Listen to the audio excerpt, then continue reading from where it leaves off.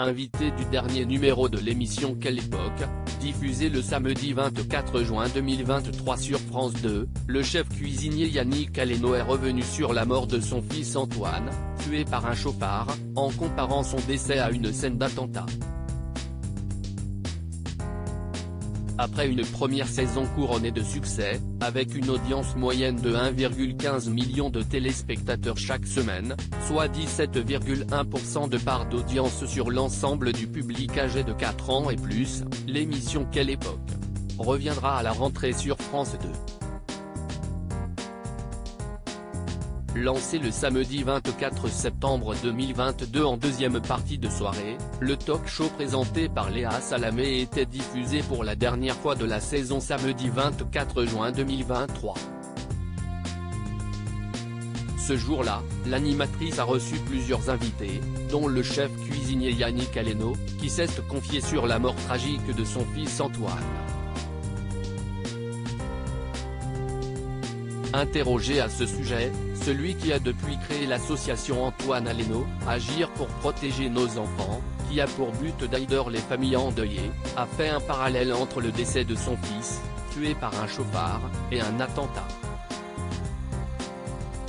Yannick Aleno a tout d'abord révélé que si est le maître d'hôtel de son restaurant qu'il a prévenu de la mort de son fils par téléphone.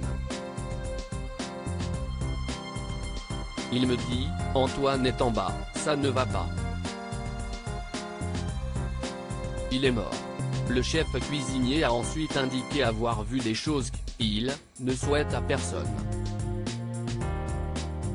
J'ai vu mon fils par terre, allongé dans son sang.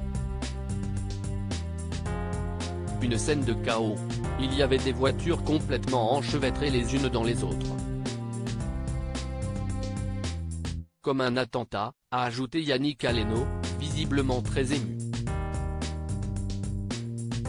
Peu après ce terrible accident, le père d'Antoine Aleno fut conduit en ambulance vers l'hôpital de l'Hôtel-Dieu. Je ne pouvais pas le voir parce que c'était une scène de crime. Il fallait que les forces de l'ordre fassent leur travail, a-t-il précisé. Mort d'Antoine Aleno, un homme mis en examen et placé en détention provisoire pour mémoire. Antoine Aleno, qui était âgé de seulement 24 ans, fut mortellement percuté par un chauffard qui roulait au volant d'une voiture volée le 8 mai 2022. Le fils de Yannick Aleno se trouvait alors sur son scooter, qui était arrêté devant un feu rouge dans les rues de Paris. 3 jours plus tard, le chauffard qui serait à l'origine de la mort d'Antoine Aleno fut mis en examen et placé en détention provisoire. L'intéressé a été mis en examen des chefs d'homicide involontaire par conducteur d'un véhicule terrestre à moteur, aggravé par l'état d'ivresse manifeste et l'invalidation du permis de conduire du conducteur, blessures involontaires aggravées par les mêmes circonstances, dégradation, vol avec violence et délit de fuite, avait indiqué le parquet à ce sujet.